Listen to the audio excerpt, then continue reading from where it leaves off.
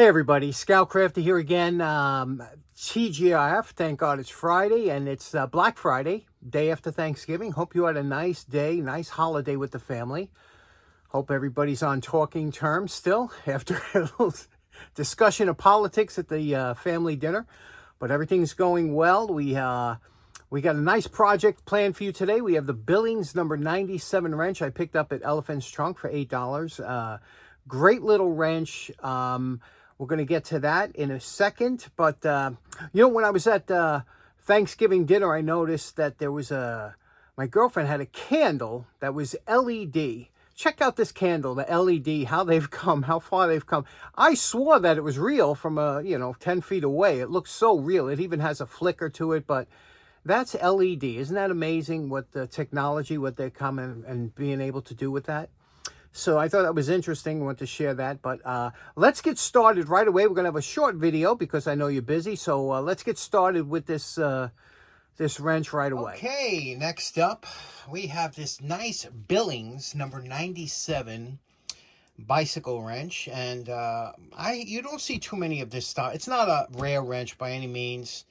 Not highly collectible. However, you don't see too many of them, I guess, because the second one they came out was a stronger model. But what's nice about this one, and I paid $8 for this at Elephant Trunk Flea Market. But the first thing you want to look at to see if how messed up these are, you close the jaw all the way down, and you see how straight it is. So that's almost perfect, right? And if there's any mushrooming, a little bit of mushrooming on the bottom. Other than that, it's a nice, very nice wrench. Now, it's got paint on it. Paint on tools, it's nice because it protects it, but it always tends to chip. You know, paint chips off of tools, and that's what we have going on here. So, but we're going to try, see, that's where I prefer the bluing. If I want to make this black, I prefer bluing there because it doesn't chip like the paint does, you know. But what I'm going to do is I have kind of a special thought on how I want to do it. So let's take it apart, throw it in some vinegar or vapor, something like that, overnight, and then we'll see what it looks like. So let's first see if that screw comes out with a little help. Now, we were very lucky. Years back, I bought this. Remember the screwdriver, the one that has all kinds of gadgets to it. But anyway, I bought a tip set, and this has a very strong but thin and narrow tip set, which is really good for this type of screw here that fits in. Look how wide that is. So this was very nice to enable to get out. So now what we got to do is make all this rust free. Now, unlike vinegar, Vaporust does have a life to it. You know, you can only use it on so many projects before it doesn't really work anymore. What I like to use is use as little as possible, and to do that, I'm going to use a freezer bag, and I'm going to put just enough to cover it up there. Then I'll put it in this tin in case the bag should leak or whatever, in this little plastic container, and leave it overnight. Okay, there we go. I'll leave this on the furnace so it's nice and warm. Okay, it's been 12 hours in the evaporust. You can see the evaporust turns a little bit darker. Now we're going to take it out and rinse it in water.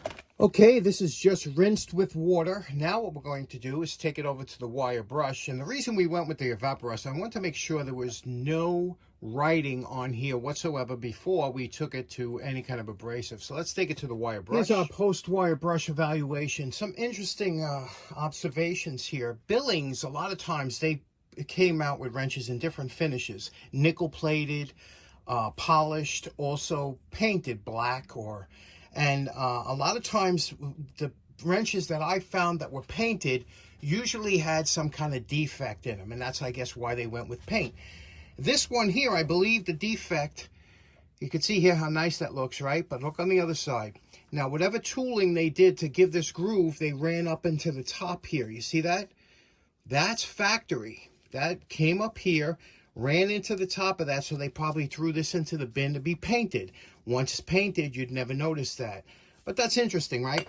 Also, same with here. You know, if you're going to polish this or plate it, you have to take it down to a better finish. This is kind of a rough, even though it had some rust, I put some pits in there. I'm sure this is more of a rough casting, and then again, the paint, it helps it actually adhere, so they don't take it any further than that. But there's where we are. Let's figure out what we want to do. Now here we have one last close-up look, and you could see that what the wrench looked like on the sides. You see what we have to do, and then you could see what we have to do with the jaw here. Not only the sides, but also the top of the jaw, what it looks like.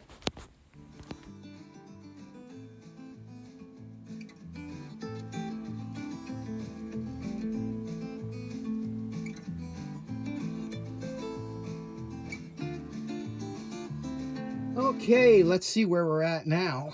You could see what we did. Now, I did not want to polish this because polishing is nothing but a fingerprint magnet. I wanted to put some kind of texture on here, so I went with a coarse flap disc, and now we're going to hit it with the fiber wheel, so that'll give it the nice satin finish that we're looking for, okay?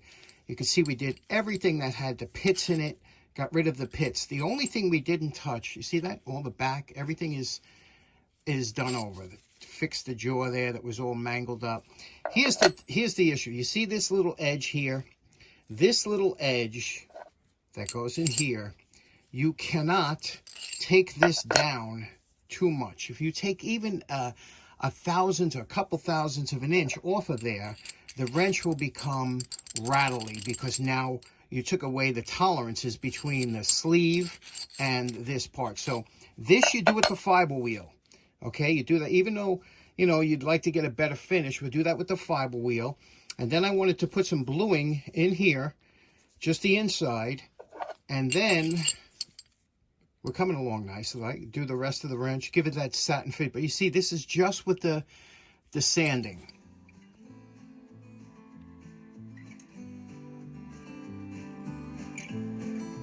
Okay, now we got the finish, the satin finish that we wanted. See that? How nice, no fingerprints, real nice, right? Now what we want to do is, I took all this down up here, but I want to blue this because this had, you know, it was painted before. So I want to blue the inside and the top, leave this polished, and then I want to fill in the lettering. Because whenever you have a deep stamping like that, it's a blessing. You could do a lot with that. So let's blue the inside here, just the inside, not the rails. That'll give it a little bit of a contrast, and then fill in the letters. Now, my original plan was to blue it like this, like it was painted, put in some orange into the lettering, and then that would be it. This is what I originally had finished the wrench, and then as I was looking at it, there was a few things that I just didn't like. I didn't like the way the bluing was on top, and I didn't like the way the orange almost looked like rust in the middle there. So I said, this isn't working out. No matter how I tried, I just couldn't live with it. Okay, so now originally I finished the wrench, and I had it with the orange and the black and the contrast, and I sat on it, and I'm looking at it, and something just didn't sit. I don't know. It wasn't doing it for me, you know? Sometimes that happens to you. So I came back down after it was all done, right back to the wheel, took all the bluing off, and redid it. And now this is what it looks like. What do you think? Now, just as a reminder, this is what the Billings 97 looked like before we started. And we're calling this project done again. Second time around. I think I'm happier with this. It just, I don't know, there was something about it. It just didn't sit right with me. I filled the letters in with black this time. Okay, and look at that. Filled it in with black. Took out the bluing from in there. Left it the original color. Polished out the top here. Okay, everything is now, I did have a texture on here that I took off, and now this is, it's not polished. It is satin, but there's no texture on it.